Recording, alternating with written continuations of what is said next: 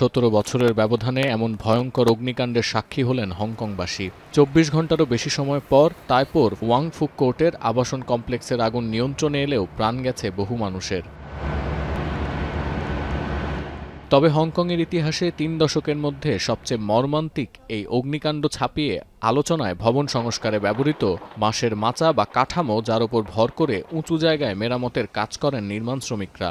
ভবন নির্মাণের সময় বাঁশের মাচা ব্যবহারের এই রীতি অন্তত 2000 বছর পুরনো।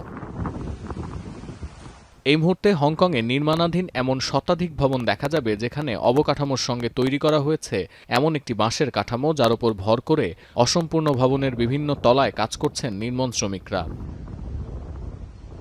নিরাপদ নির্মাণ ব্যবস্থা নিয়ে হংকংয়ের দম্ভ প্রায় চূর্ণ করে দিয়েছে এই বাঁশের মাচা।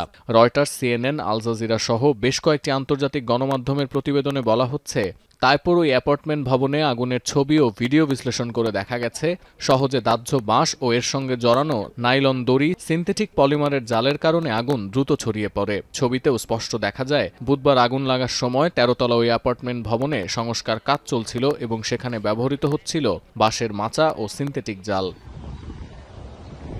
গেল মার্চ থেকে 50% নির্মাণ প্রকল্পে শ্রমিকদের ভর রাখার জন্য বাঁশের বদলে ধাতব মাচা বা কাঠামো ব্যবহারে উৎসাহিত করেছিল দেশটির উন্নয়ন ব্যুরো। অথচ সতর্ক হলেও শেষ রক্ষা হয়নি।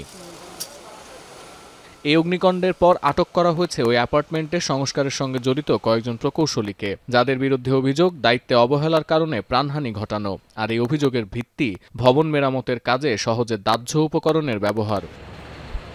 সংবাদ মাধ্যম এপির প্রতিবেদনে উঠে এসেছে ভবনের নির্মাণ কাজে দ্রুত দাহ্য স্টাইরোফোমের ব্যবহার প্রসঙ্গ। ক্ষতিগ্রস্ত হয়নি ভবনের এমন অংশে জানালাগুলোতে লাগানো আছে হালকা ও টেকসই ফোম। এগুলো অল্প তাপেই গলে যায়। দ্রুত দাহ্য হওয়ায় স্টাইরোফোমের ব্যবহার নিয়ে বিধিনিষেধ থাকলেও অগ্নিকাণ্ডের কবলে পড়া ভবনের প্রতিটি জানালায় এই ফোম লাগানো ছিল বলে দাবি করা হচ্ছে এপির ওই প্রতিবেদনে। সিনথেটিক পলিমার দিয়ে তৈরি স্টাইরোফোমের মধ্যে প্রায় 95 থেকে 80% বাতাস।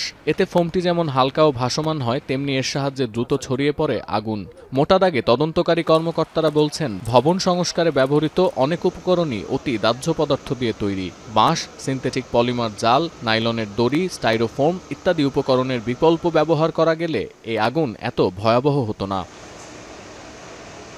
সতীর্থ কর্মকার, এখন বিশ্ব।